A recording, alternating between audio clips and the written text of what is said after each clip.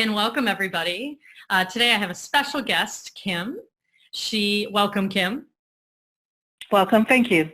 Yeah, so I'm really glad to have you here because not only are you someone I found to be really insightful, Kim's a nurse, you also are a leader, so you understand teams and workplace environments and all this kind of stuff. And you've been giving me some of your own personal examples that are going to help me in my upcoming book, The Power Handbook for Women, as well as self-care and healthcare. So full disclosure, I've known Kim for about 6 weeks, and she was a brave soul who agreed to come on and ask a question so that all of you could learn. So Kim, what have you been thinking about? So thank you, Neha. I think the last 6 weeks have been amazing, and we've been talking about self-care and communication. Mm-hmm. So my question is, how do I communicate or deal with toxic people at work by preserving my self-balance and physical balance with all the changes in healthcare, and it's rampant everywhere. People are burnt out, they're scared, they're mean, they're withdrawn. And if I'm trying to balance myself, how do I deal with a toxic person in my environment? So that's a great question because I think you're speaking of it in healthcare, but I'm pretty sure it's happening in every industry. Probably, yes. Right? Like technology has disrupted a lot of industries. They're kind of trying to find their way. The pace of our lives are moving faster and faster. And I think what you're really speaking to is, how do I handle an environment where people are coming more from fear than love? Is that correct? Yeah. Yes. So have you seen a change over time? Like, was there a time when it felt different than this? There was. The organization I work at is large, but it always had a family feel. Mm. And over the years, like every other healthcare, it's become more of a business than a people-serving place, and that's needed to survive. But because we've had rampant change, and I would say change fatigue, everybody's uncertain. So instead of pulling together, people are being siloed, and you're fragile. And I would say, from my standpoint, I used to be very good at stepping in and mentoring people and molding them and bringing them through the situations. But I mean, it affects me as much as them. And to get over that, you know, how do I protect myself, or how do I? And we've talked about that through all your classes with self-healing. But when you get into that environment and someone it just brings you down immediately. So hard when you're trying to heal. All right. So I think of creating healing organizations, that it's a me, we world approach. Most people have single vision, which is me. What do I want? What's my promotion? What's my career path? What do I need to do? What's my job, roles, and responsibilities? Me, me, me, me, me. That's a natural default, right, in human nature. Now, not in healthcare. In healthcare, we are we. How can I serve you, you? Like, we get our self-worth from serving our patients and serving others. So in a weird way, it is me, but it's kind of an indirect me. Does that make sense? Yes, it does. And so what you've done is, you've also been in leadership, yes? I'm executive director, yes. I've been in leadership for a while. Okay, so you know the roles. There is a time when you are me, and there is a time when it has to be about we, and there's a time when it has to be about world. But a leader actually has to navigate all three at the same time. Yes. And so I wonder, on a me level for you, what's been changing lately? So you spoke of change in the world, okay?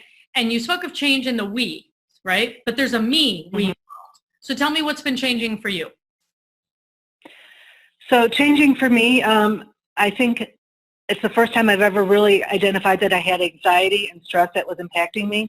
As a healthcare worker, you ride that stress curve and you're on the top.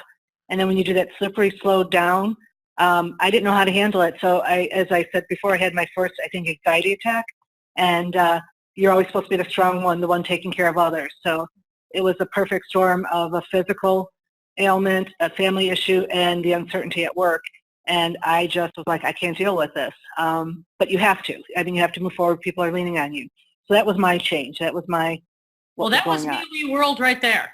It was a physical ailment for you, change in the family, and work all coming down at once. So it's this way that everybody, not everybody, but a large proportion of the world right now is feeling chaos. Mm-hmm. And what you're saying is when this many things change at once, how do we stay grounded? How do I stay grounded in myself? And then you're saying, and when I am grounded in myself, because you've learned all these tools, what do I do in the presence of other people who are chaotic? Is that kind of what you're saying? Correct. That's Okay. what I'm saying. All right. So a few things. The first thing is you have to know where you end and somebody else begins. And as healthcare workers, because we're helping people in physical crisis, emotional crisis, end of life, all these experiences where we can really feel empathy, sympathy, caring, love for these people and what they're going through, our hearts bleed to help them. Mm-hmm. But sometimes we lose the barrier, the boundary, the knowing of where I end and they begin. And there's a way that we sometimes take on responsibility that isn't ours. So what I mean by that is, if you came to me, Kim, and you said, Neha, this is this whole thing that's going on for me, and don't you think it's awful, and all this kind of stuff. Now, I have choices in how I can interact with you. Okay. If you're speaking about leadership, let's say, for example, I could jump on the bandwagon with you and I could be like, oh yeah, let me tell you what they did to me. Okay. And I have a choice of a way, like, do I want to get into the drama triangle of gossip and all of this stuff and create more toxicity with you? That's a choice I have. Yes. Now, once you've learned about yourself, you get to say, I want to stay connected to this other person. They're going through something really difficult. Then I would drop from the words you're saying, I drop down to listening for your emotions. Kim, God, that sounds awful. It really sounds like it's been hard. You've been feeling anxious. You even, for the first time, really felt a panic attack. Gosh, that is awful. Then I would do this because I know where I end and you begin. I would say, instead of trying to do this, have you tried this? Have you done this? Have you checked this person out? Have you done this? I would say this one sentence. How can I best support you? Because and that's a powerful sentence. Now it's not my responsibility. It is your job to tell me how I can support you. And then my job, instead of working really hard, what about this? What about this? Did you try this? Which is medicine. We're giving everybody the assessment, the plan, right? We're doing all these things because we're the one who are supposed to know. And sometimes when you have your own physical ailment and you need to start funneling your time and energy to taking care of you, you may not have the capacity to solve everybody else's problems. So it's about boundaries. But before you have boundaries, before you can share your boundaries with somebody else, you have to know what they are yourself. Yeah. When you have spent decades and decades as a nurse, as a leader, focusing outward on other people, I'm really just wondering if the last 6 weeks on burnout and self-care and all this kind of stuff has been eye-opening on, and your physical illness have been eye-opening in the realm of you having to focus on you, like no choice in the matter. It has been, and like we discussed, like this was difficult to open up. It's, when you're that type A strong leader, you take care of everything and just let it go, or, you're last. Healthcare workers do that all the time. Okay, I want you to say what you just said and say, I put myself last, not you. I put myself last and didn't let my needs come through to anybody else. I let everybody else's needs come to me. And your body said, enough. Enough. And it was a wake-up call for me because I said, I can't do this anymore. I can't be everything for everybody at all realms. And what I ended up doing was disconnecting. And I think that was one of the things I said in the beginning of our sessions. I let my anxiety get so strong that to deal with it, I disconnected from everybody, which is not healing either. So these sessions have really opened up, like, get your elevator out of your head, bring it down to your heart, and you've got to connect, but connect in a way that it doesn't harm me or drain me. If I'm still healing, I have to set those boundaries. And so it's about choosing who the right others are for you to be around at this point in your life. So there's a way that we can come from creativity in our heart and creative collaboration. And there's ways when things are chaotic that sometimes people go to a reactive space. And when they do, there's multiple ways that they show up, right? They can try to please other people. If things are worrying them and they want to avoid conflict or whatever it is, they can go into pleasing other people. Another way they can do it is by kind of separating themselves from other people by becoming a little bit arrogant or distant. Another way they can do it is by physically removing themselves, physically and emotionally removing themselves from situations. And sometimes you need to do that. When you're heading into the level of anxiety where you think you may be like imploding or where it's just a panic attack, that is when you do need to disconnect, and disconnecting is really useful and helpful. All of these strategies are useful and helpful until they are overused. When you disconnect and now you feel lonely and alone and depressed, I'm not saying that you were those things. I'm just saying that's usually what happens when you disconnect for any finite period of time, like not finite, extended period of time.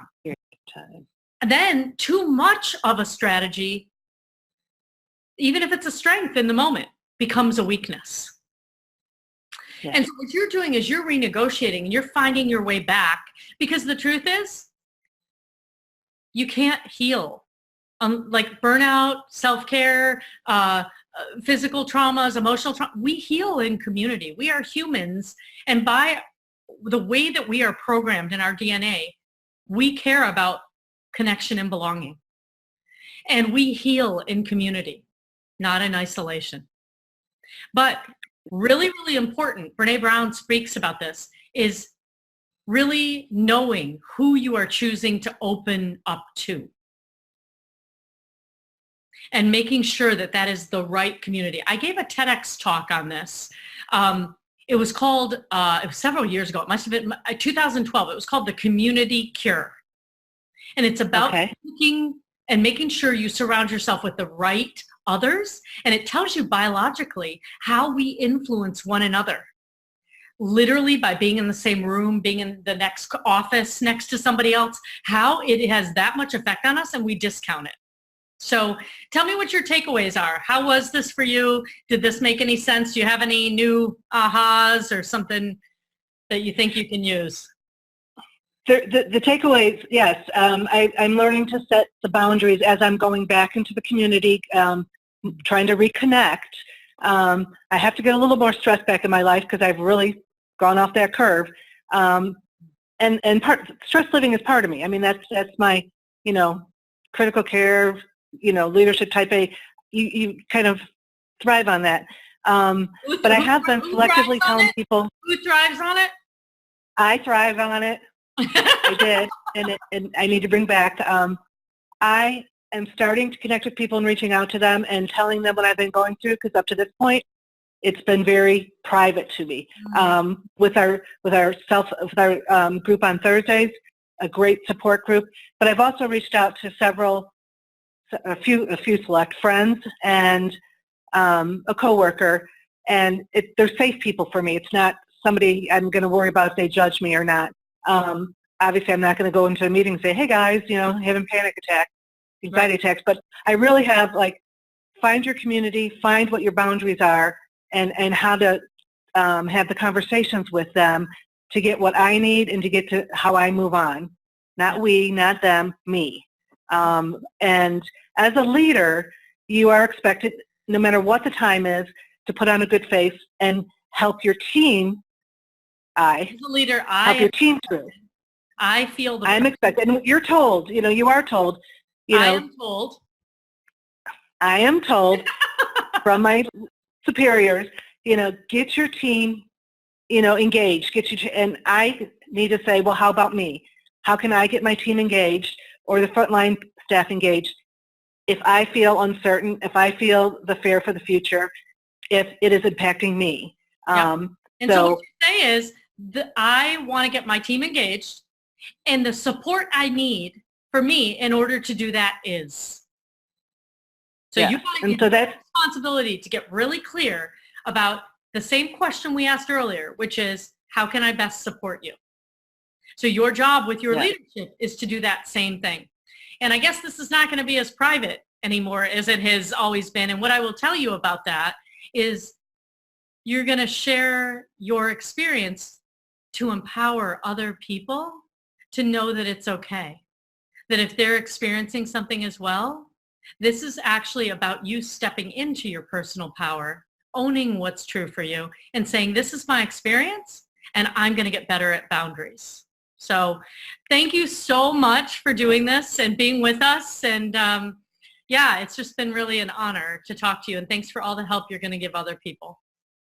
Thank you, Dr. Neha, and I really hope that this empowers other people to step forward and get out of their comfort zone and say, I need to support myself. Thank you. All good.